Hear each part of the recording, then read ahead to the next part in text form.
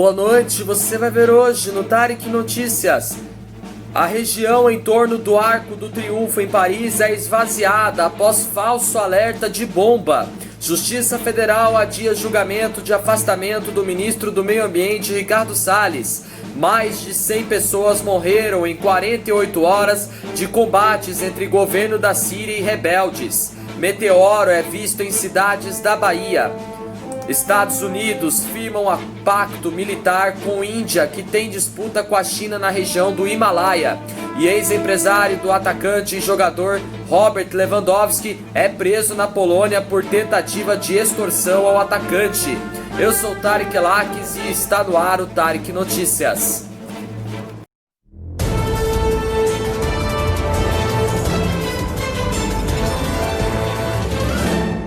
Toda a região ao redor do Arco do Triunfo, no oeste de Paris, na França, foi bloqueada e esvaziada hoje à tarde, depois que a polícia emitiu um alerta de bomba. No início da noite, as autoridades informaram que se tratava de uma falsa ameaça.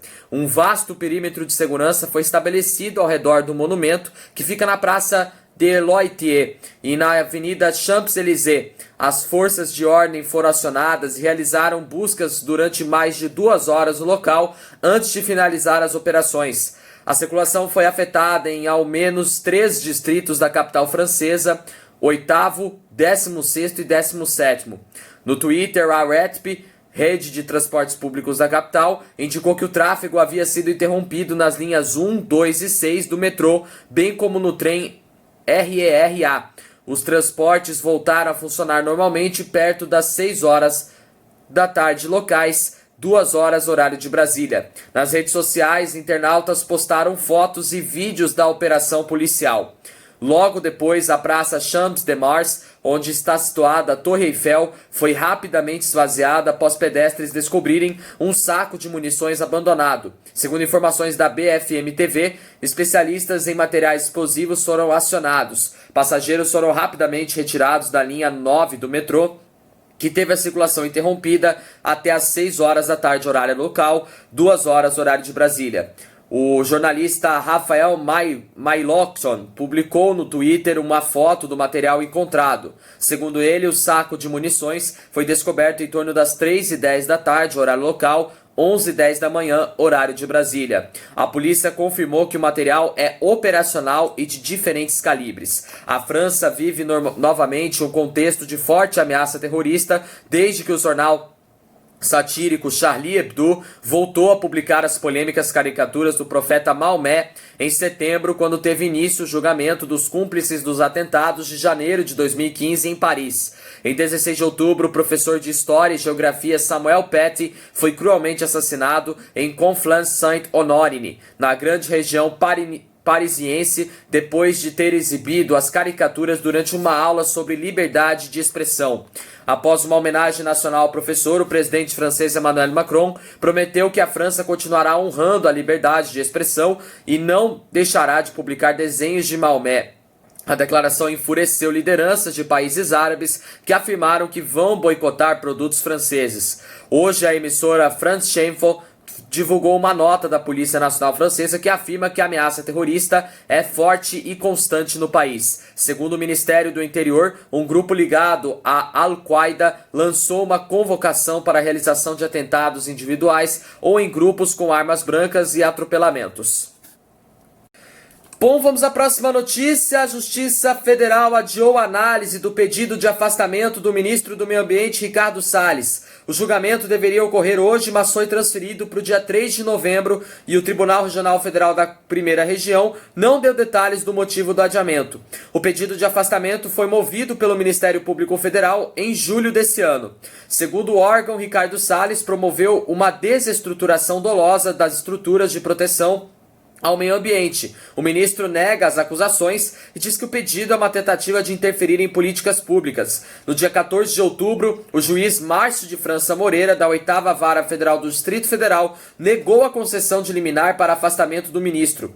Segundo o magistrado, o Ministério Público Federal não demonstrou como a manutenção de Ricardo Salles no cargo poderia prejudicar a análise da ação judicial. Na próxima semana, os desembargadores da terceira turma do Tribunal Regional Federal da Primeira Região devem analisar o recurso apresentado pelo órgão. Os procuradores afirmam que o ministro estaria promovendo um desmonte deliberado de políticas públicas voltadas à proteção ambiental. Na ação, os procuradores do Ministério Público Federal afirmam que, por meio de ações, omissões, práticas e discursos, o ministro do Meio Ambiente promove a desestruturação de políticas ambientais e o esvaziamento de preceitos legais, mediante o favorecimento de interesses que não possuem qualquer relação com a finalidade da pasta que ocupa. O pedido foi apresentado à Justiça Federal em Brasília, mas a Justiça determinou o envio dele à seção judiciária de Santa Catarina, porque já havia uma solicitação similar tramitando no local. O Ministério Público Federal recorreu e o desembargador Ney Belo determinou que a ação ficasse na capital. Em setembro, o Ministério Público Federal cobrou uma decisão alegando que a manutenção de Ricardo Salles no cargo traz danos às iniciativas de preservação do meio ambiente. Na ocasião, a Justiça argumentou que não havia uma decisão final sobre a competência da Justiça Federal de Brasília e não a de Santa Catarina para analisar o caso. Por isso, disse que não poderia analisar o pedido de afastamento apresentado pelo Ministério Público Federal. Os procuradores então recorreram novamente ao Tribunal Regional Federal da Primeira Região. Na última terça-feira, o desembargador Ney Belo determinou que o juiz analisasse o pedido imediatamente. O magistrado entendeu que estavam presentes nos requisitos para a concessão da liminar, porém disse que antes o pedido precisava ser analisado na primeira instância. Após a determinação do desembargador, o juiz rejeitou o pedido do Ministério Público Federal. Segundo ele, os procuradores não apresentaram provas de possível interferência do ministro do Meio Ambiente na condução processual. Bom, vamos à próxima notícia. Mais de 100 combatentes morreram entre ontem e hoje em confrontos entre forças do governo da Síria, apoiadas pela Rússia, e grupos rebeldes do país. Os dados são do Observatório Sírio para os Direitos Humanos. Ontem, a Força Aérea Russa, que apoia o governo da Síria, bombardeou campos de treinamento da Frente Nacional de Libertação, um grupo de rebeldes que tem o apoio da Turquia. Esses ataques deixaram quase 80 mortos. Em resposta, os rebeldes então lançaram centenas de obuses contra posições do governo de Bashar al-Assad. Os combatentes do governo então atacaram áreas controladas pelo Estado Islâmico no deserto sírio. Mais de 30 soldados de ambos os lados morreram nesses confrontos. Apesar de sua derrota e da queda do califado em março do ano passado, o Estado Islâmico mantém sua capacidade de atacar, principalmente nessa área desértica. O porta-voz da FNL, Najim Mustafa, chamou sua ação de resposta imediata e direta ao crime do dia anterior, dirigida contra as forças do governo ao sul de Idlib e no norte de Hama, afirmou a AFP. A trégua em vigor em Idlib desde março. O porta-voz diz que a resposta continuará e será contundente. E metade da província de Idlib e porções das províncias contíguas de Hama, Alepo e Latáquia ainda estão controladas por grupos rebeldes. O governo de Damasco já manifestou várias vezes sua determinação em reconquistar completamente o território. Essa região de 3 milhões de habitantes é dominada pelo grupo extremista Hayat Tahrir al-Sham, mas também é refúgio de grupos rebeldes menos influentes como os que integram a FNL.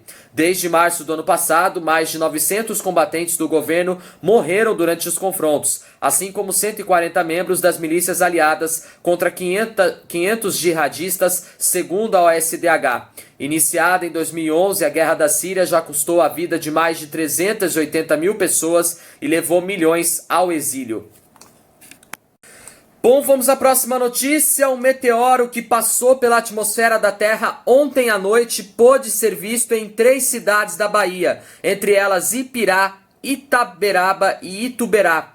Um morador de Ituberá, cidade do Baixo Sul baiano, relatou a passagem do meteoro que, segundo ele, foi notado por volta das 9h30 da noite ontem. Marcelo Zurita, presidente da Associação Paraibana de Astronomia e integrante da Rede Brasileira de Observação de Meteoros, explicou o fenômeno que, segundo ele, apresentou características semelhantes ao registrado no dia 19 de outubro, que também foi visto em cidades baianas. Quando há algum evento como esse, o que há de mais perigoso, que causa mais risco, é o deslocamento de ar. As pessoas sentem como tremor de terra, mas ele treme paredes, janelas, não a terra em si, tanto que ele não é captado pelos sismógrafos. É da mesma forma quando sentimos um caminhão pesado passando pela rua, disse o presidente da APA. E ele destacou que, apesar da situação assustar os moradores por causa do barulho e do tremor, não há risco de explosão. Para explicar sobre o deslocamento do ar e comparar o fenômeno na Bahia, Marcelo Zurita relembrou de um meteoro que atingiu a Terra em 2013 na Rússia. Na época, quase 1.000 pessoas ficaram feridas na região de Chelyabinsk. E no dia 19 de outubro, um meteoro luminoso pôde ser visto nas cidades de Curaçá e Paulo Afonso, ambas no norte da Bahia. Esse foi mais um caso. Quem estava em municípios de Sergipe, Paraíba, Ceará e Pernambuco também conseguiu observar. Na ocasião, o astrônomo ainda contou que o fenômeno é esporádico e, nesse caso, não oferecia riscos a ninguém, até porque durante a passagem atmosférica ele se desintegrou. Bom, vamos à próxima notícia. Os Estados Unidos e a Índia assinaram um pacto para compartilhar dados sigilosos de satélites e mapas hoje. O secretário de Estado norte-americano Mike Pompeo alertou para a ameaça representada por uma China cada vez mais assertiva. Mike Pompeo e o secretário de Defesa Mark Esper foram a Nova Delhi e conversaram com as contrapartes indianas. Ele afirmou os dois países que têm de trabalhar juntos para confrontar a ameaça chinesa à segurança e à liberdade. O diálogo estratégico anual de Estados Unidos e Índia ocorre em um momento de tensão acentuada na região, onde soldados indianos confrontam forças chinesas na disputada fronteira do Himalaia. O novo pacto de defesa é um marco significativo que fomentará a cooperação entre os militares dos dois lados, disse Esper em uma coletiva de imprensa. O presidente dos Estados Unidos, Donald Trump, fez o endurecimento com a China uma parte essencial de sua campanha para conquistar um segundo mandato na eleição presidencial da semana que vem. Bom, vamos à próxima notícia. O ex-empresário do atacante do Bayern de Munique, Robert Lewandowski, foi preso em Varsóvia, na Polônia. O empresário Cezary Kucharski foi denunciado pelo próprio jogador por tentativa de extorsão. A chantagem, segundo o artilheiro, incluía o pedido de 20 milhões de euros, o equivalente a cerca de 130 milhões de reais. Lewandowski e o agente tiveram 10 anos de vínculo até 2018. Segundo a defesa do jogador, a extorsão seria em troca da não publicação de conteúdos que pudessem manchar a carreira do atacante. Uma outra versão dada pela imprensa polonesa diz que a pressão do ex-agente seria para receber quantias relacionadas a trabalhos que ambos fizeram juntos. O jogador da seleção polonesa, porém, nega que tenha qualquer dívida com Kucharski. O porta-voz responsável pelo caso, Marcin Sados, disse que a prisão do agente faz parte das investigações do crime ainda não concluídas. Além de ter sido detido, a polícia polonesa fez buscas na casa e escritórios do empresário. Bom, nosso jornal Tarek Notícias termina por aqui. Você pode rever nossos vídeos desde a nossa primeira edição do nosso jornal aqui no canal. Corre lá.